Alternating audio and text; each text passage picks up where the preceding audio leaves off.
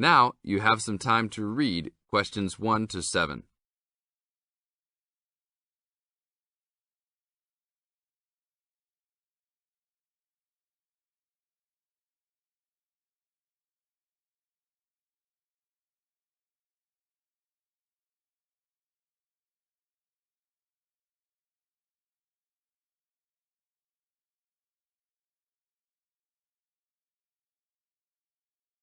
Hello, Paraglider's Paradise.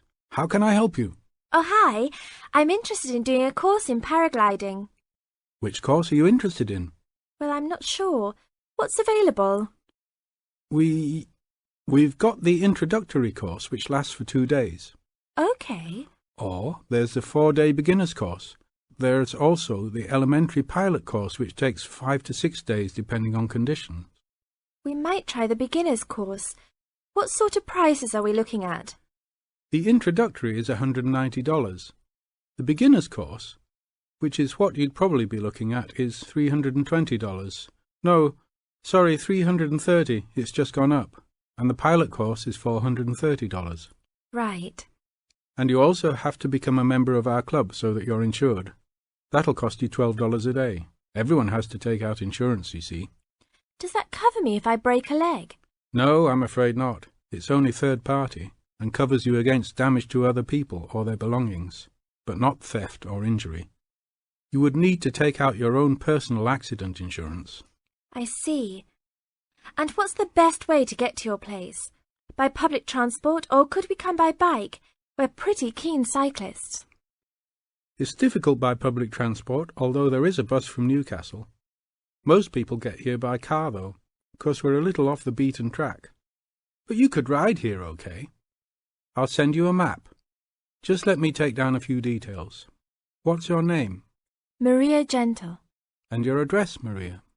Well, I'm a student staying with a family in Newcastle. So it's care of? Care of Mr. and Mrs. McDonald. Like the hamburgers? Yes, exactly. McDonald. The post office box address is probably best.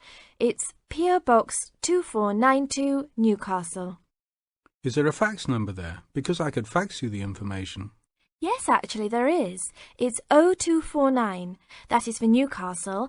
And then 760412. Okay. Now, if you decide to do one of our courses, you'll need to book in advance and to pay when you book. How would you be paying? By credit card, if that's okay. Do you take Visa? Yes, fine. We take all major cards, including Visa, Master, and American Express. Okay then. Thanks very much. Now you have some time to read questions 8 to 10.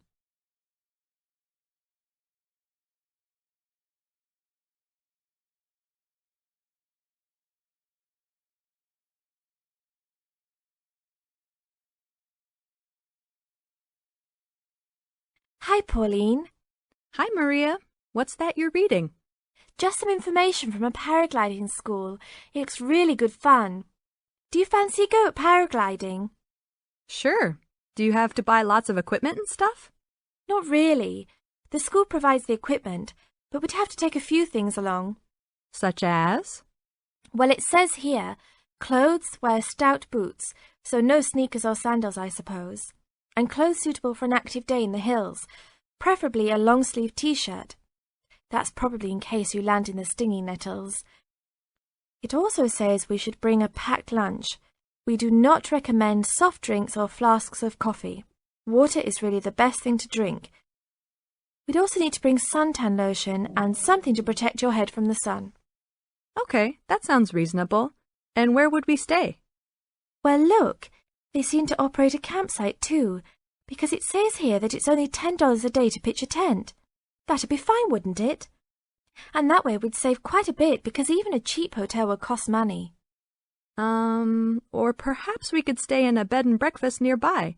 It gives a couple of names here we could ring. I think I might prefer that. Hotels and youth hostels would all be miles away from the farm, and I don't fancy a caravan. No, I agree. But let's take a tent and pray for good weather. Okay, let's do it. What about next weekend? No, I can't. I'm going on a geography field trip. And then it's the weekend before exams, and I really need to study. Okay then. Let's make it the one after the exams. Fine. We'll need a break by then. Can you ring and... This is the end of Section 1. Now turn to Section 2. First look at questions 11 to 15.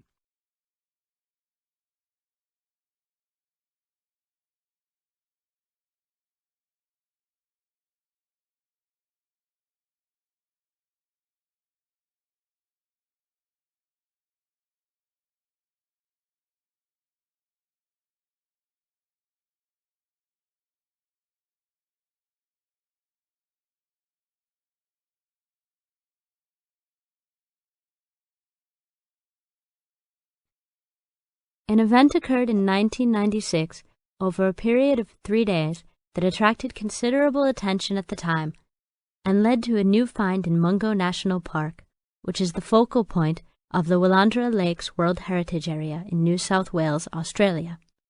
I talked to Alan Moore, the organizer of this trip, about his experience. Alan, what was the purpose of your trip? Well, as you know, I love the outback and lead tours of people wanting to go into more remote parts of the country. However, I thought it was time for me too to have a holiday. So I packed up my family and we went to Mungo National Park. Why did you choose this location? It holds a record of Aboriginal life stretching back over 40,000 years. And of course, I wanted my young kids to be amazed by the main feature of the park, the remarkable Walls of China, as they're called, where wind and water erosion have exposed this long history. I see. What was the weather like? It was unusual for that time of year. The rain was just one continual downpour after another. We were always soaked to the skin. So we decided to cut our holiday short and only stayed 3 days in the end. However, it was eventful. The obvious problem was to get back to the nearest town, a small place called Burunga. But the dirt roads out there are always impassable after rain, so we settled down for a long, wet wait in the park. We didn't really mind because the scenery was so interesting. However, the kids wandered away without our noticing, and eventually we realized they must be lost. So we used our two-way radio to contact the park rangers and the police, and a helicopter was sent. Luckily, the kids were found within a few hours, but they'd made an important discovery. Now look at questions 16 to 20.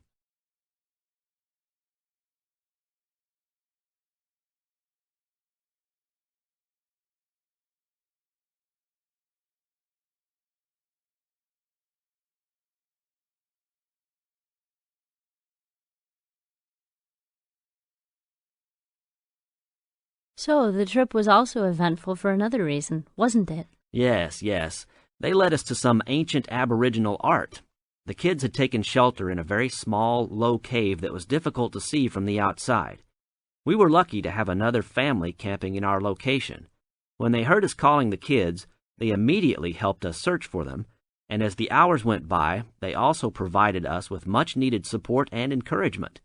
We really appreciated their help, and as we were already soaked through after looking for the kids for a couple of hours, they even made sure we had enough dry clothes to wear. The park ranger managed to get through to us to lead the search, and when the helicopter pilot notified us by two-way radio that he'd seen the children but was unable to land nearby, we were able to eventually find them very excited about what was in their little cave. And what did you think of their cave? Well, after squeezing in, I must say I was impressed, and managed to take a few photos of it before we left. There were many faint markings and dots on the wall. It was difficult to tell what they represented because they were so small, but people from the museum who have since visited there said the markings were similar to some other findings in the area, and later confirmed they were very old. Although it's now a protected site, the children like to call it their cave, and are allowed to visit it when a ranger can go with them. Thank you, Alan. If you go to Mungo National Park, you can see the entrance to the cave and some of Alan's photos at the ranger's station. Alan continues to lead tour groups in the outback, and if you want further information... This is the end of Section 2. Section 3.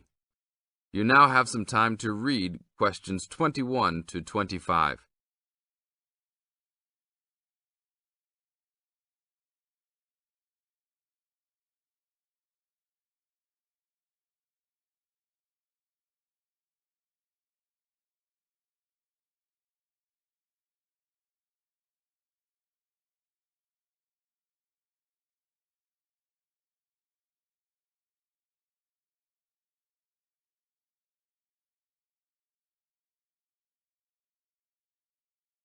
Hi, Ben. Sally. How are you? Fine. I wondered if I'd run into you. When did you get here? I only arrived last night, just in time. I prefer to travel on Sundays to miss the working rush. I suppose you arrived in plenty of time. Oh, I've been here for 4 days now, so it must have been Thursday that I arrived. I like to have a good chance to look around and settle in. I should have come earlier too. I'm hoping to get a part-time job. Well, you've no time today, I suppose. Do you still plan to be an architect? Yes, it's what I've always wanted to do. And you were planning to do economics, weren't you? Yes, I was, but now I've decided on psychology instead. How many textbooks do you have to get? I've been given this long list, and I'm sure they'll cost a fortune. See? That looks a lot. It's longer than my list. Well, it's 14 all told. So I might use library copies instead of buying some of them. What about you? I'll probably buy the whole lot of mine because I only have 5 on my list, although I'm sure there are many more I'll have to read. Luckily, we don't have to read them all straight away. Have you got your class timetable yet? It came with the book list. When do your lectures start? Tuesday. That's tomorrow. How about yours? Oh, I've got an extra day, the day after yours start. Now you have some time to read questions 26 to 30.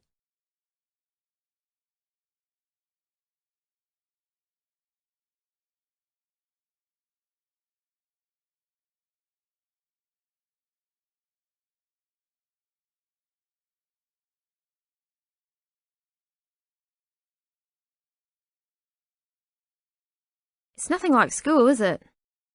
Not so far, and the lectures will certainly be different. Do you have any special approach for keeping up with lectures and the amount we have to read?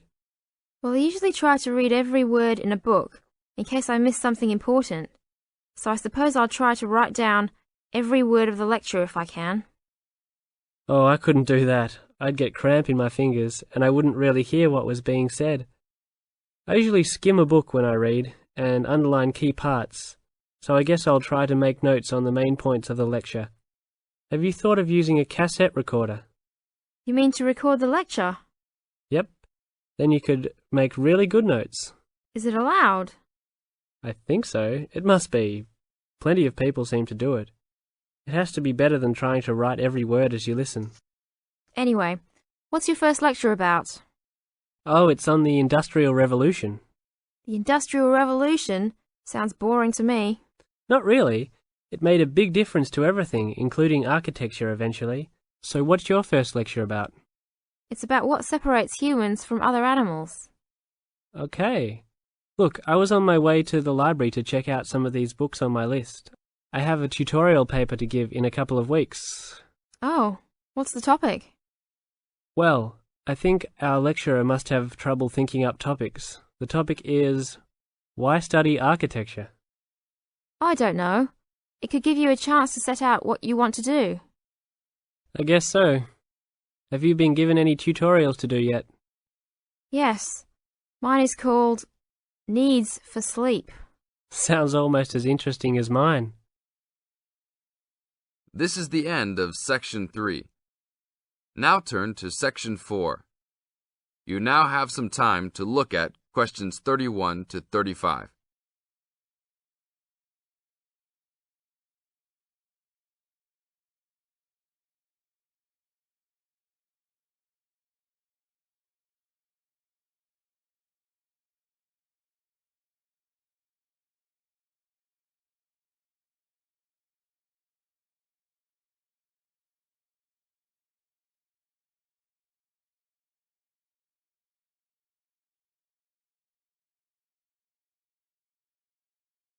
Good morning and welcome to the Department of Psychology's Information Day for new and intending students.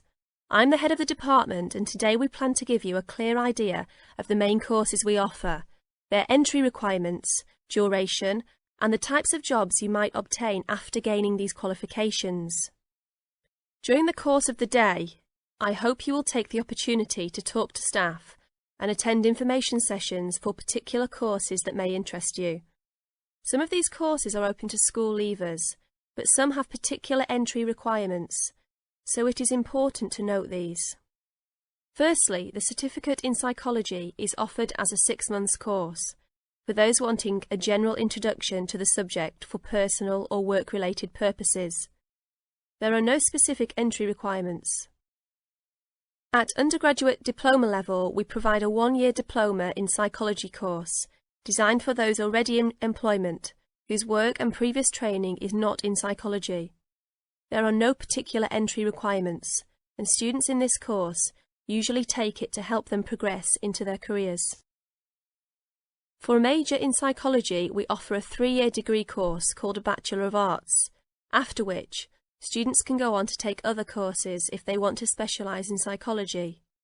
The only requirement for this course is the usual undergraduate admission to university. Now, for the more specialised courses in psychology, we offer a master's degree to be taken over 18 months. This can be by research or coursework, but entry to this programme is only through first gaining a degree in psychology. That means you must have a degree majoring in psychology. And lastly, for those wanting clinical qualifications at postgraduate level, we offer a diploma in clinical psychology over a 12-month period, usually called Clinical Psychology Diploma, for short. The minimum entry requirement for this programme is an appropriate honours degree. Now look at questions 36 to 40.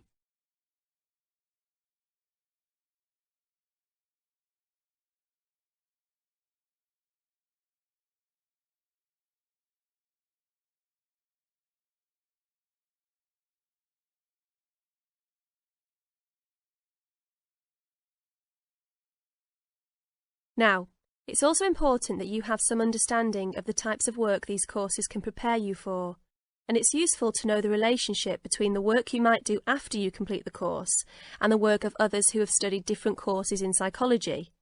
As I said before, the Certificate in Psychology is for personal interest or possibly for work-related purposes, but doesn't qualify you in any particular way. Our students in this course can range from women who have stopped work to care for their children and the children have now commenced school, to the support staff in a specialised publishing company. They really vary a lot. The undergraduate diploma usually attracts people working in offices such as banks or in some government departments. If you gain a degree with a major in psychology, again, you are not professionally trained, but this could enable you to undertake further training to obtain professional qualifications, or it might just be part of a first degree that will help you to get a good job that doesn't require particular specialisation at that stage. After completing a master's degree, you would expect to have some specialisation, perhaps in research or on a particular aspect of psychology, such as child development. For those who also have a clinical diploma, there are a wide range of jobs available. Some focus on helping people with personal adjustment or family problems. Others might concentrate more on using psychological tests, or perhaps working in particular institutions, such as those for the mentally ill, or in prisons. There are many other job opportunities, so if you are interested to discuss possibilities with any of the staff today. This is the end of Section 4. You now have half a minute to check your answers.